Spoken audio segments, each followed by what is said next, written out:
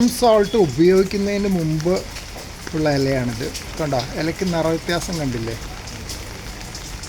അതുപോലെ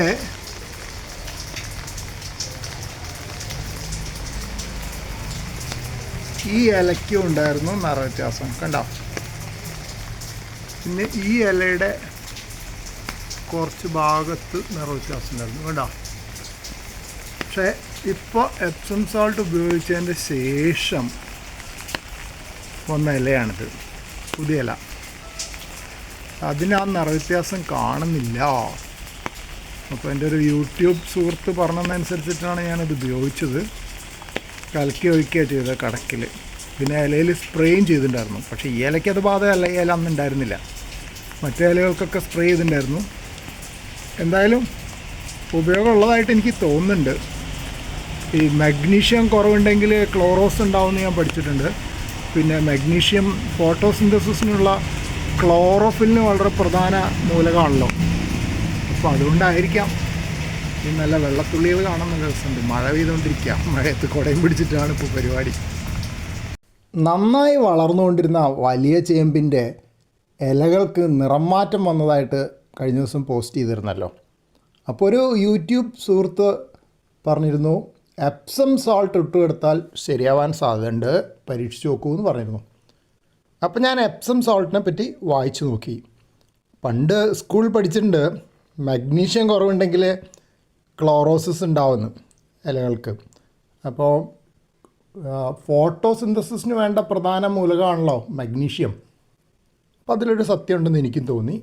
ഒന്ന് വാങ്ങിച്ച് പരീക്ഷിച്ചാലോ എന്ന് തീരുമാനിച്ചു. ആമസോണിൽ പരതി നോക്കിയപ്പോൾ സാധാരണ ഞാൻ NPK മിക്സർ വാങ്ങിക്കാറുള്ള അതേ ബ്രാൻഡിൻ്റെ എപ്സം സോൾട്ട് ലഭ്യമാണെന്ന് മനസ്സിലായി. എന്നാൽ പിന്നെ അതങ്ങ് വാങ്ങിച്ചു. ഇത് എങ്ങനെയാണ് ഉപയോഗിക്കേണ്ടതെന്നുള്ള വിധം ഇതിന് മുകളിൽ എഴുതിയിട്ടുണ്ട്.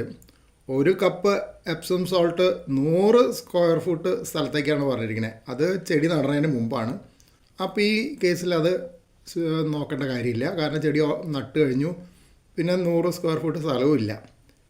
പിന്നെ വെള്ളത്തിൽ കലക്കിയിട്ട് 1 ടേബിൾ സ്പൂൺ 5 ലിറ്റർ വെള്ളത്തിൽ കലക്കിയിട്ട് ഇലകളിൽ തളിക്കാമെന്ന് പറയുന്നുണ്ട്. അത് വേണേൽ പരീക്ഷിച്ച് നോക്കാം. പക്ഷേ വളരെ കുറച്ച് എടുക്കേണ്ടി വരും. 5 ലിറ്ററിന് വെള്ളം തളിക്കാനുള്ള ചെടിയൊന്നും ഇതിലില്ല.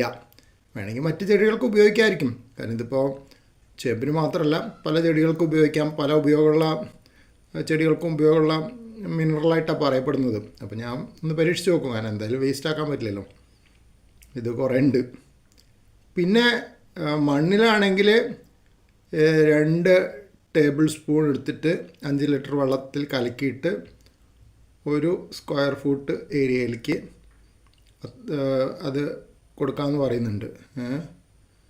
അപ്പോൾ അത് വേണമെങ്കിൽ നമുക്ക് ആലോചിച്ച് നോക്കാം. അപ്പോൾ എന്തായാലും നമ്മളിപ്പോൾ ഒരിക്കലും ഇത്ര കൃത്യമായിട്ടൊന്നും നടക്കലുണ്ടാവില്ല. നമ്മുടെ ഒരു കണക്കിലൊക്കെ അങ്ങോട്ട് ചെയ്ത് നോക്കാം, അതേ നടക്കുകയുള്ളൂ. പിന്നെ എങ്ങനെ ഉണ്ടാവും എന്നുള്ളത് പിന്നീട് തീരുമാനിക്കാം. ഇതിൻ്റെ ഗുണഗണങ്ങൾ അവർ പറഞ്ഞിട്ടുള്ളത് നോക്കിയാൽ ഒരുപാടുണ്ട്. നല്ലോണം പൂക്കളുണ്ടാവും, ചെടികൾക്ക് നല്ല പച്ചപ്പുണ്ടാവും, നല്ല ബുഷിയായിട്ട് വളരും, ചെടികളുടെ വളർച്ചയും മൊത്തത്തിലുള്ള ആരോഗ്യവും കൂടും. പിന്നെ പഴങ്ങൾക്കും പച്ചക്കറികൾക്കും കൂടുതലായിട്ടുണ്ടാവും.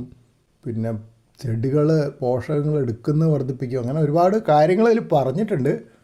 പക്ഷേ എത്രത്തോളം ഉണ്ടാവും എന്നുള്ളത് നമ്മൾ ഉപയോഗിച്ച് കഴിഞ്ഞിട്ട് പറയാം. അപ്പോൾ ഏതായാലും ഒരു കാര്യം മനസ്സിലായി, ഇത് ഈ ചെടിക്ക് മാത്രമല്ല മറ്റ് ചെടികൾക്കും പ്രയോഗിച്ച് നോക്കാം. ദോഷം വരും തോന്നുന്നില്ല, പ്രകൃതിയിലുള്ളൊരു മൂലകമാണല്ലോ. എന്തായാലും ഞാൻ പരീക്ഷിക്കാൻ തീരുമാനിച്ചു. അപ്പോൾ ഈ വിദ്യ പറഞ്ഞു തന്ന യൂട്യൂബ് സുഹൃത്തിന് വളരെയേറെ നന്ദി.